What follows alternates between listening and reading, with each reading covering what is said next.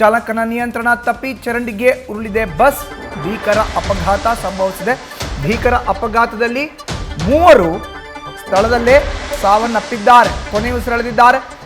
ಚಿತ್ರದುರ್ಗ ಜಿಲ್ಲೆಯ ಹಿರಿಯೂರು ತಾಲೂಕಿನ ಐಮಂಗಲ ಬಳಿ ಹೈವೇಯಲ್ಲಿ ಆಗಿರೋ ಅಂತ ಘಟನೆ ಇದು. ಐಮಂಗಲ ಹೈವೇ ಏನಿದೆ ಅಲ್ಲಿ ಆಗಿರೋ ಅಂತ ಘಟನೆ. 3 ಕೂಡ ಸ್ಥಳದಲ್ಲೇ ಮೃತಪಟ್ಟಿದ್ದಾರೆ. ಸೊ ಗಾಯಾಳುಗಳನ್ನ ಈಗ ಚಿತ್ರದುರ್ಗ ಜಿಲ್ಲಾಸ್ಪತ್ರೆಗೆ ರವಾನೆ ಮಾಡಿ ಚಿಕಿತ್ಸೆಯನ್ನ ಕೊಡಲಾಗ್ತಾ ಇದೆ.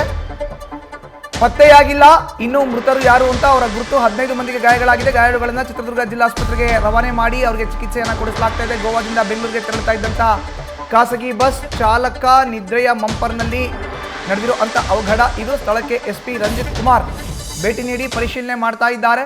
ಪ್ರಕರಣ ದಾಖಲಿಸಿಕೊಂಡಿದ್ದಾರೆ. ಐಮಂಗಲ ಪೊಲೀಸ್ ಠಾಣಾ ವ್ಯಾಪ್ತಿಯಲ್ಲಿ ಆಗಿರುವಂಥ ಘಟನೆ ಇದು. ನೋಡಿ, ಖಾಸಗಿ ಬಸ್ ಗೋವಾದಿಂದ ಬೆಂಗಳೂರಿಗೆ ಬರ್ತಾ ಇತ್ತು. ಚಾಲಕನ ನಿದ್ರೆ ಮಂಪರ್ನಲ್ಲಿ ಆಗಿರುವಂಥ ಎಡವಟ್ಟು ಇದು, ಅವಘಡ ಇದು. ಐಮಂಗಲ ಪೊಲೀಸ್ ಠಾಣಾ ವ್ಯಾಪ್ತಿಯಲ್ಲಿ ಹೆಚ್ಚಿನ ಮಾಹಿತಿ ನೀಡ್ತಾರೆ ನಮ್ಮ ಪ್ರತಿನಿಧಿ ರಾಘವೇಂದ್ರ. ಈಗ ದೂರವಾಣಿ ಸಂಪರ್ಕಕ್ಕೆ ಸಿಕ್ಕಿದ್ದಾರೆ. ರಾಘವೇಂದ್ರ, ನಿಜಕ್ಕೂ ಕೂಡ ಭೀಕರ ಅಪಘಾತ, 3 ಮೃತಪಟ್ಟಿರೋದು, ಗುರುತು ಪತ್ತೆಯಾಗಿಲ್ಲ, 15ಕ್ಕೂ ಹೆಚ್ಚು ಮಂದಿ ಗಾಯ. ಎಷ್ಟು ಗಂಟೆಗೆ ಸಂಭವಿಸಿತು ಈ ಅಪಘಾತ? ಗಾಯಾಳುಗಳ ಸ್ಥಿತಿ ಹೇಗಿದೆ ಈಗ?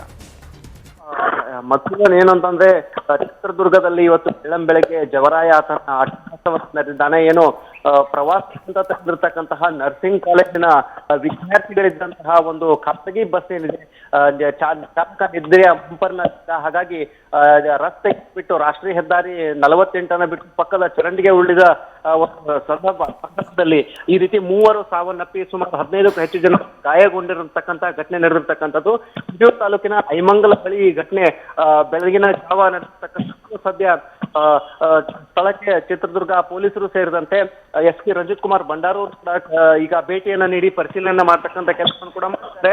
ಈ ಮೃತರು ಕೂಡ ಬೆಂಗಳೂರು ಅಂತ ಹೇಳಲಾಗ್ತಾ ಇದೆ. ಬನ್ನೇರುಘಟ್ಟ ರಸ್ತೆಯಲ್ಲಿರ್ತಕ್ಕಂಥ ಅರಿಕೆರ್ತಕ್ಕಂಥ ಯೂನಿವರ್ಸಿಟಿ ಆಫ್ ನರ್ಸಿಂಗ್ ನ ಕಾಲೇಜಿನ ವಿದ್ಯಾರ್ಥಿಗಳು ಕಳೆದ ಸುಮಾರು 16ನೇ ತಾರೀಕಿನಂದು ಗೋವಾ ಟ್ರಿಪ್ಗೆ ಹೋಗಿರ್ತಾರೆ. ಸ್ನೇಹಿತರೊಡಗೂಡಿ ಟ್ರಿಪ್ ನಿಂದ ವಾಪಸ್ ಆಗ್ತಕ್ಕಂಥ ವೇಳೆ ಈ ಒಂದು ದುರ್ಘಟನೆ ನಡೆದಿರ್ತಕ್ಕಂಥದ್ದು. ಮೃತರು ಸದ್ಯ ಇನ್ನು ಯಾರು ಅಂತಕ್ಕಂಥ ವಿಷಯ ಕೂಡ ಗೊತ್ತಾಗ್ತಾ ಇಲ್ಲ. ಹಾಗಾಗಿ ಐಮಂಗಲ ಪೊಲೀಸರು ಕೂಡ ಸ್ಥಳದಲ್ಲಿ ಪರಿಶೀಲನೆಯನ್ನು ಕೂಡ ಮಾಡ್ತಾ ಇದ್ದಾರೆ. ಮೃತರು ಯಾರು ಗುರುತನ್ನ ಪತ್ತೆ ಹಚ್ಚತಕ್ಕಂಥ ಕೆಲಸಕ್ಕೂ ಕೂಡ ಸದ್ಯ ಐಮಂಗಲ ಪೊಲೀಸರು ಮುಂದಾಗಿರ್ತಕ್ಕಂಥದ್ದು. ಮತ್ತೆ ಧನ್ಯವಾದ ರಾಘವೇಂದ್ರ ನಿಮ್ಮ ಮಾಹಿತಿಗೆ.